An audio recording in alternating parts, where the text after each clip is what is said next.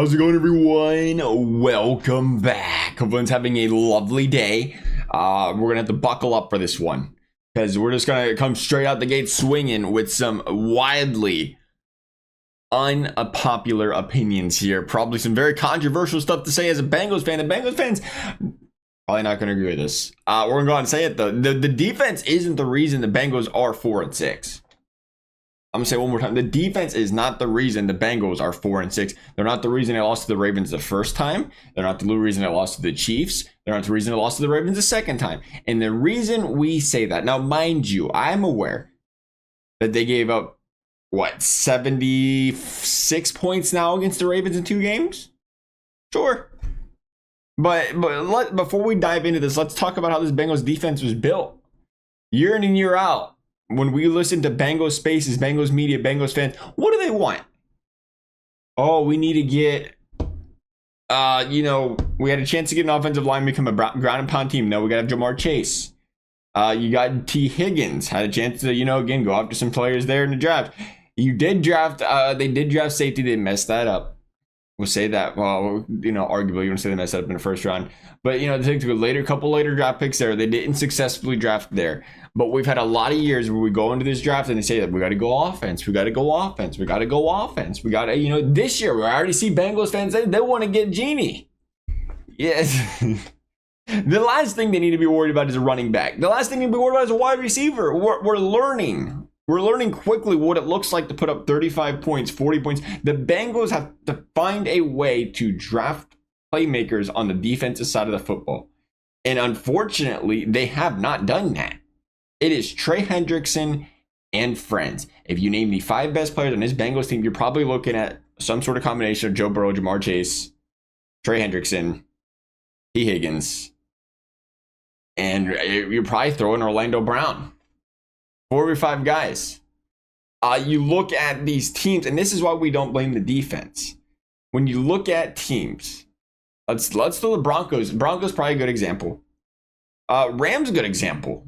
Really, of teams that have won the Super Bowl, and it's almost, I can't believe we're getting old. In the past decade, you brought up the Broncos because they had Von Miller. You remember Von Miller in the kind of closer this guy was. You build your teams, your team gets built around your closers, gets built around your Hall of Fame caliber player. That's why the Bengals are, making sure Burrow's got a good line, good weapons. You build your team around these weapons, your Hall of Fame players. Unless it's a quarterback, then that's when you start to say, let's protect them and just build a dominant defense. Bengals, we ain't figured that one out yet. But they'll do it eventually. Dominant offensive line, dominant defense. Bengals would win 4 Super Bowls with Joe Burrow. I don't care who the wide receivers are. I'm going to be completely honest with you. Give me some average wide receivers and an average tight end that Joe can build some continuity with an elite defense. Oh, they won so many Super Bowls. That's my opinion. I could be wrong. It's never happened. But anyway, the reason we bring this up is because this team is not built to play lockdown defense. It was built to be a high-powered offense. The money is being spent to be a high-powered offense. And if your defense can force 5 punts, think of how many, that's 5 punts.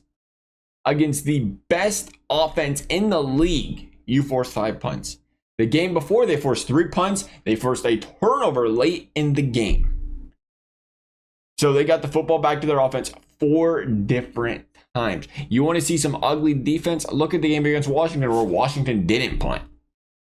That was a game their defense did not cause. That clearly cost them the football game. But when you're playing a team like the Ravens, whose pass defense is the worst in the league, might be second worst in the league now, close to worst in the league, and you have what you believe is a Hall of Fame quarterback and what you believe is a Hall of Fame wide receiver and a team with these kind of weapons, heck yeah, you look at the offense to score you 35, 40 points. And you look at the offense, more importantly, and this is the thing for me with the Bengals right now. I don't feel like we would be looking at the defense the way we do. We're pinning the blame on the defense because we're saying we can't expect Joe to be perfect. And to an extent, I do agree with that. But we sometimes have to look back at what's happening. I can't recall the year, and you obviously can't just go 6 games in. But if you've been watching football for a while, you remember the years when the Chargers used to have Phillip Rivers, and they was just like, there was a cursed football team. You want to call it a cursed football team, or a team that just did not know how to close the door. They found ways to lose games you couldn't believe they would lose. It was the one year there was like 2-6 to start the season, and it was just unbelievable. They was losing game after game, and the end of the fourth quarter, or whatever happened, a dumb fumble, a missed field goal, a bad call back, whatever. They was just losing games. And the reason we bring this up is because it was, I want to say, 6 games into the season. Your leader in offensive yards per game was the Los Angeles, well, at the time of San Diego Chargers. And your leader in yards allowed per game on defense, so fewest yards allowed per game on defense at that time, was the San Diego Chargers. Statistically, they was the absolute perfect football team. It was 2-4. Why? Because when the moments mattered, when they needed to execute the key moments of football games, they failed. Football is very much your basket of 3 to 5 big plays in a game, 3 to 5 executions in the game. The Bengals defense forced 5 punts. 5 punts. The Bengals offense had all the opportunities in the world to pull away. The Bengals offense, even in the second half, they walked into the second half. It was 21-7, and in the second half, 21-7 after their first touchdown. Bengals defense makes a stop. The Bengals offense has a chance to go up by 3 scores. What happens? They fumble the football. That happens, they punt. They have to pull away and step on the throats of their opponents when they get the chance. And this is something this offense has struggled to do mightily in just about every game this season, minus Las Vegas. And it's something that's been common in Cincinnati for really in the Zach Taylor era, where the offense plays to the defense's abilities. When the defense plays excellent, the offense doesn't score. When the defense plays bad, offense feels like they can put up 45. And in this particular football game, again, you shouldn't give up 35 points on defense. Team's not built to do, they're not. If you're expecting the defense to play better than what they are in their current condition, it's just not going to happen. The fact that they played like they did with no pass rusher, they have 1 pass rusher. To play like they did was impressive. They did. If you walked into this game against Baltimore and said the Baltimore Ravens are going to fumble or going to give you the football 5 times without scoring, 5 times, that's a lot. Your offense has to find a way to win a football game. And now, unfortunately, but fortunately, the Bengals had 2 really big plays in this game. So it was like they couldn't. You're going to take the big plays when you get them. But it is also, to an extent, you want your offense. If you build your offense, you build your team to grind out the clock like the Ravens did. Your defense gets some breathers. Your quarterback ain't got to throw the ball 56 times. You ain't got to get hit after hit after hit this game. And that's the dilemma. Hey, we could have kept Jesse Bates, helped the secondary, absolutely. But hey, Orlando Brown's probably not here. Did we see what happened when Orlando Brown's not on the field? Bro's getting killed out there. Does Bro even get to week 10? That's the dilemma the Bengals ran into at the secondary there. Just a quick reminder. But you look at all that, the original brought up the closer. Von Miller is your closer. Where was we going with that? Patrick Mahomes is your closer. Lamar Jackson is your closer. Lamar Jackson, this is the fun one. What did we say the Ravens defense was again? One of the worst than the Bengals against the pass?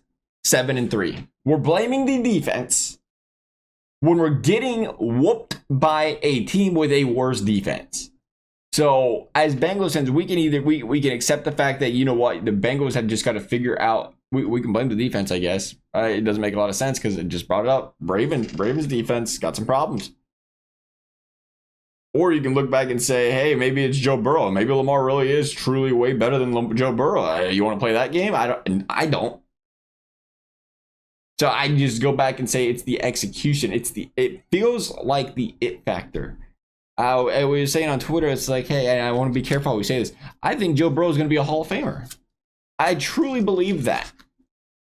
But I'm wondering if that it factor isn't there. And here's the thing, we're going to be very careful how we say this. When we say it factor, that X factor, that make it happen factor, when the Bengals went on that Super Bowl run, Joe Burrow did whatever. It didn't matter. He was getting killed every single game. The offense, it was like, you know what, some bad play calls, no protection. He said, don't worry about it. I'm gonna make it happen. I don't care what the situation is. When we got to the fourth quarter, when the big plays need to be made, Joe Burrow made them. In the games this season against the Baltimore Ravens, the one was a Joe Burrow interception. They punted the ball. It was, the Patriots game, 3 and out with 3 minutes left. And Joe Burrow's error, it didn't matter what the play calls were for Zach Taylor. Joe Burrow found a way. This game, you have Baltimore. 3rd and 2, Joe Burrow goes deep, incomplete. 4th and 2, Joe Burrow goes deep, misses his man, overthrows him, incomplete. I love the aggressiveness, and he does this a lot, but the Bengals can't figure out a way to convert these 3rd and shorts, these 4th and short, and sometimes it does reflect on your quarterback going for the deep shot. And sometimes it can go to saying, again, you need 2 yards. Take a little bit less of a gamble on those, because that happened multiple times in this football game where they just couldn't convert the short distances and they took deep shots that were just overthrows. And this is the wonder with Jermaine Burton running out his one route. I don't think Burrow hits him anyway, regardless. It just wasn't a deep enough route. Burrow missed him by 5 yards. Burton had his man beat. He missed him by over 5 yards. He'd been lighting up before it came out of his hands. It was just the chemistry, they weren't clicking right there. And you understand that the two ain't played as much together, but that's the problem with going for a deep shot on 4th and 2. That's not Jamar. If that's Jamar on you got to have it, just like the goal line play. You go into your backup, really your third string tight end for the 2-point conversion, they got to have it play. Could have been, that's probably something looking more at the coaching staff there, but they got to figure out a way to convert on offense when you have to. I'm not really, don't get me wrong, I ain't trying to put this all on Joe Burrow. It's an offensive thing. You had a chance to go down a football field. It was going out of play with 45 seconds left of 1st and goal. You wanted to score real quick and give Baltimore a chance to go down the field and score again. There was poor management of the football game on an offensive side, poor execution. And it gets masked by a bad Bengals defense. And what we forget is, the poor execution also got masked by an excellent Bengals defense and Evan McPherson's leg on the Super Bowl run. But to me, that's what it feels like. Was when Joe Burrow he had the it factor. He made it happen. And this is what, Patrick Mahomes does. This is what Tom Brady did. It didn't matter what you put around him. They found a way to win. Didn't matter how bad the game went, struggled during the 4th quarter came around, they found a way to win. Joe Burrow was that guy. Specifically in that Super Bowl run here. It didn't matter what they put around him. It didn't matter how much they kill. It was sacked 9 times in a game. He found a way to win a football game. Because that is the difference in some of these, the GOATs of sports and just your, I don't want to say average, but your average Hall of Famer. I think of Aaron Rodgers, 1 Super Bowl. A lot of times playoffs come around, he gets frustrated and teams figure him out and he just doesn't find a way. You could have said the same about Drew Brees. They won 1 Super Bowl in the back of that defense. Playoffs came around. It's like for whatever reason, they just couldn't find a way. Tom Brady always found a way. You gave him the opportunity and you knew he was going to cash in. When you gave Joe Burrow the opportunity for years, you knew he was going to cash in. The opportunity in this Baltimore Ravens game was the 2-point conversion. You found a way to convert it. Or even prior to that, you had a chance to pull away and step on the throat of this defense and go up by multiple scores multiple times. Didn't do it. Same thing happened in the first Ravens game. Bengals are up the field goal. They got the football back, chance to go down the field, make some plays. They punted. They threw the interception before that. They had a chance to pull away. The defense put them in a situation where they could have won at multiple scores. They could have drained that clock out. Unfortunately, they didn't. And unfortunately, it became a game of back and forth. The defense in this situation, it's hard to blame the defense when it was on the field the entire half. We see what happened with the Ravens the first half when it was on the field the entire half. You wear down. Again, you got to remember the big plays in the second half. The Bengals put up 14 points on 2 plays. The defense was on the field so much in that game, they was worn down. That was I love the play call by Zach at the end. I love the idea to go for 2. Argue about the play call. I love the idea to go for 2 there because you had to do that because your defense was just beaten and battered. It's hard. In the second half of the football game to get dominated like that in time of possession, just again, you couldn't blame the offense. It's not their fault they wanted to put up 2 plays on 150 yards, right? That's a good thing. But unfortunately, that's killer for your defense, especially when you can't get any pass rush on the quarterback besides one player. It makes it a lot more difficult when you're playing a 2-time MVP. But they gave him the chance. You give a two-time MVP a chance to get to find a way back into a football game because you don't put the foot on the throttle on the back of their neck to end it. That's what's going to happen. And that is why I say, hey, we can't just completely look at the defense. I understand you can't give up 35. You can't give up 41. But if you do, you know what, the Ravens can say the same thing. You can't give up 34 points and expect your team to win. You can't give up 38 points and expect your team to win. But they won both of them. So what is it? It's frustrating, but it also kind of brings you some ease and peace of mind knowing, hey, if the Bengals can just figure out how to execute in the key moments of football games, something we know they have done, and they have done wildly good in the Joe Burrow era, they can easily reel off the next 7 and go 11-6. They need to reel off the next 7 and go 11-6. You know, just saying all that, you know that they've got that in them. You know that, that's why they drafted this, ZT likes drafting all the captains, these championship winners. You know they have the ability to have that poise and that ability to play like that. They're still trying to figure that out. I believe they can still do it. But I do believe that's what's standing in their way right now if they want it with this current team. Sure, in a year from now, you can bring a bunch of defensive players, play better defensively. Can't have your defense fall apart. But with this team, you're going to expect to give up points. You just have to execute, and you have to pull away in the key moments of football games when your defense presents you with them opportunities. They're going to be limited, but that's just how the ball's going to roll in this season. Nonetheless, love y'all's thoughts. Thank you for watching. We'll see you next time.